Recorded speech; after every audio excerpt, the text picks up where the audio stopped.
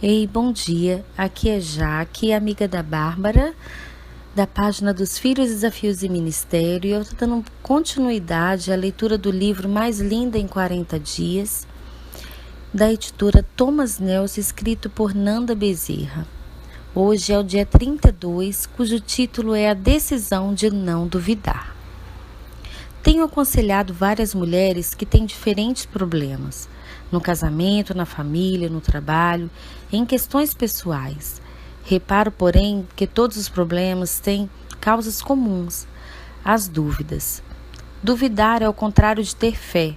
Trata-se de uma das principais armadilhas que impedem as pessoas de desfrutar da paz que vem da direção de Deus.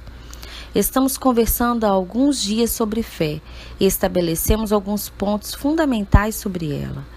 Primeiro, sem fé é impossível agradar a Deus. Segundo, sem fé não podemos ser mais belas aos olhos de Deus. Terceiro, o uso da fé nos poupa de rugas de preocupações e de traços de dor e sofrimento. Quarto, a fé é inteligente. Isso quer dizer que ela é baseada na razão e não em sentimentos. A dúvida, por outro lado, é toda emoção. Quando damos espaço para a dúvida em nossas vidas, abrimos a porta da frente para os sentimentos e, em meio a esse turbilhão de emoções, paramos no tempo e não conseguimos nos desenvolver de modo agradável a Deus. Segredo de hoje: não abrigue a dúvida. A dúvida, geralmente, nasce em nós por meio de pensamentos muito ruins, as acusações. A Bíblia nos diz que o diabo é o acusador. Isso quer dizer que ele fica fazendo você se lembrar dos erros que cometeu, apenas com o propósito de fazê-la se sentir culpada. Porém, por ser mentiroso, ele a acusa até de coisas que você não é e nunca fez. Ele não perde nenhuma oportunidade de fazê-la se sentir diminuída, desprezada e indigna aos seus próprios olhos. Como isso acontece? Ele diz coisas como: você não merece, quem é você? Se pensamentos desse tipo assaltarem sua mente, não se engane, é o diabo. O Espírito Santo, por outro lado, jamais nos acusa. Ele não nos aponta o dedo, nem a faz se sentir oprimida, acusada. Jesus disse que o Espírito Santo convenceria o mundo do pecado. Convencer é diferente de acusar. Não tem nada a ver com sentir culpa, mas saber que você está errada e precisa mudar. Você compreende sua falha e concorda que está errada, mas faz isso visando acertar. Ao pecar, em vez de um dedo acusador em seu nariz, o Espírito Santo diz gentilmente: filha, mude isso, mude aquilo. É uma voz consciente. Ainda que você se entristeça pelo seu pecado, o arrependimento gera um fruto que traz mudança e vida. A acusação do diabo traz culpa e gera morte espiritual. Reconheça seu pastor. Lembra-se de quando falamos sobre tomar um cafezinho com o diabo? É praticamente isso que uma pessoa faz quando dá trela aos pensamentos ruins e às acusações procedentes de Satanás. A partir do momento que isso acontece, as palavras ditas por Satanás se alojam no coração da pessoa e as toma como verdade e começa a pensar: eu não sou digna. A dúvida foi plantada no coração. O que é preciso fazer? Ao reconhecer que os pensamentos que você não procedem de Deus, que não é o Espírito Santo convencendo-a do erro, mas é que se trata de uma acusação, imediatamente elimine-a e rejeite aquele pensamento. Se não há algum pecado envolvido, reconheça seu erro diante do Senhor, com fé de que é possível trabalhar naquele ponto e mudar.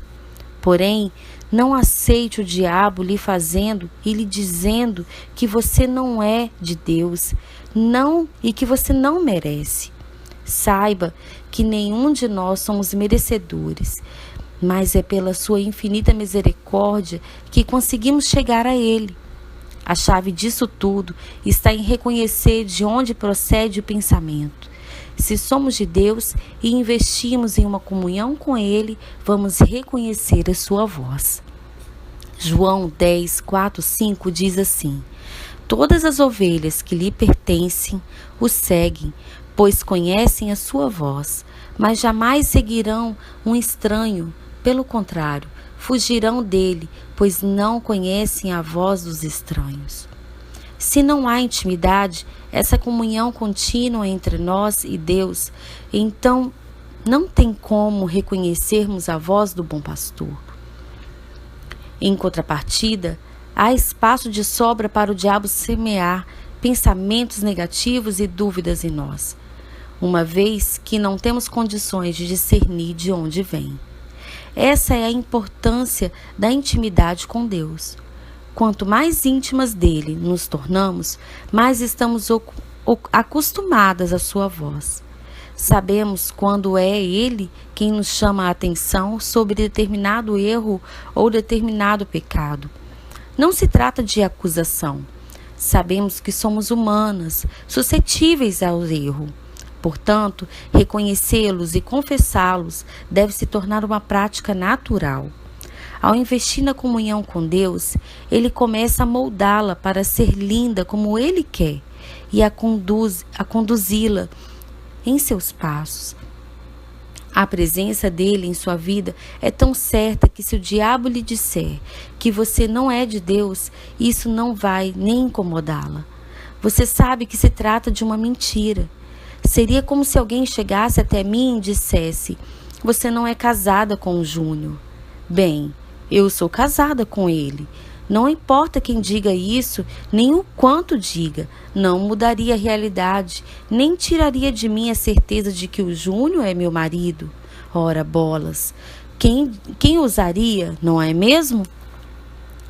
O mesmo se pode dizer em relação ao Espírito Santo. Eu sei que ele está ali na minha vida. Não dá para o diabo questionar isso. Mas essa certeza se torna em dúvida quando não investimos em nossa intimidade com Deus. Se nosso tempo e energia estão voltados para outras coisas, o diabo encontra espaço para plantar dúvidas em nós. Se ficamos distraídas durante horas e horas em frente da televisão, do computador ou do celular, não adianta ler a Bíblia religiosamente durante 5 minutos, apenas para cumprir tabela? Quem teve mais tempo e oportunidade de semear em nosso interior? O Espírito Santo ou o Satanás? Quem quer a força e a beleza que vem de Deus precisa investir na intimidade com Ele e oferecer-lhe mais do seu tempo, a fim de que Ele venha agir em sua vida e produzir frutos em você. Aí sim, Ele se tornará de fato o seu pastor e você terá condições de reconhecer a sua voz. Ele a dirigirá e você agirá segundo o que Ele lhe disser. A presença dele em você será incontestável. O diabo poderá falar o quanto quiser que você não é de Deus. Não acredite. Ele poderá trazer pensamentos duvidosos. Repreenda-os. Afinal de contas, você sabe quem é o Deus que está com você. Gigante ou formiga? Tem muita gente que teme mais o diabo do que o próprio Deus. Elas o veem como um gigante muito poderoso, diante do qual não podem fazer nada. Lembra-se do Davi e Golias? Aos olhos das pessoas, Davi não tinha chances contra Golias. Ele era apenas um jovenzinho diante de um experiente guerreiro de 2,90 metros de altura. Mas qual era o tamanho do Deus que estava com Davi? Diante dele, Golias parece um anão, uma formiga. Davi cria nisso e a sua fé foi determinante para que ele vencesse seu adversário. Assim é com o diabo. Ele é uma formiga, mas isso pode mudar, dependendo de como ele é visto. Se você o teme e se apavora diante da mera menção de seu nome, então ele se torna mesmo um gigante. Lembro-me certa vez de estar conversando com o Senhor e falei do diabo. E ele disse: pare de falar esse nome. Ele tinha medo do diabo. Fiquei revoltada, acabei respondendo: diabo, diabo, diabo, diabo, diabo. Claro que expliquei para ele que não precisava ficar dizendo o nome do dito cujo o tempo todo, né? Isso não mudava nada, não o atrairia. Mas num filme ridículo em que as pessoas não podiam dizer o nome do demônio no espelho 3 vezes, senão elas a matavam. Essas são as crendices que levam as pessoas a ficarem com tanto medo dessa formiga maldita. Veja que ele usa esses filmes de hollywoodianos para fazer com que ele pareça maior que é. Não caia nessa armadilha. Em relação a ele, a Bíblia diz: resisti ao diabo e ele fugirá de vós. Tiago 4:7. Simples assim, mas é como podemos resistir ao que não vemos. Como que podemos resistir ao que não vemos? Usando a fé para representarmos. Olhe para o grande Deus que está ao nosso lado, ao seu lado, e não tema a formiga. Ao invés disso, pisa na formiga. Não dê trelas para as mentiras que procedem do diabo, pois elas semearão dúvida em seu coração. Esteja sempre vigilante, investindo em seu relacionamento com Deus. Atente à voz do Espírito Santo, prestando atenção às coisas que lhe mostra, dedicando tempo para meditar na palavra de Deus e evitando o tempo desnecessário à frente de TV ou computador. Agindo dessa forma, as dúvidas não encontrarão mais espaço dentro de você. Elas serão eliminadas assim que chegarem. Tarefa de hoje: livre-se do que lhe traz dúvidas. A tarefa de hoje é passar sua vida com Deus em revista e verificar se existe algo atrapalhando sua comunhão com Deus.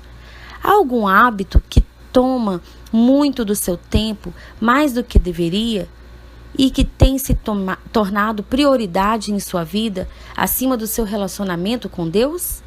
Pense sobre isso e, se houver, busque uma forma de colocar isso em seu devido lugar, dando a Deus a posição que deve lhe se pertencer em sua vida. Fique de olho nessas malditas investidas do diabo, querendo fazer-lhe duvidar de tudo. Continue resistindo, que ele fugirá de você. O problema é que quando você não resiste e deixa aquela dúvida se alojar em seu coração, aí o diabo conseguiu o que queria. Não deixe isso acontecer.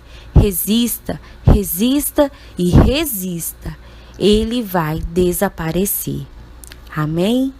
Então tenha um dia bem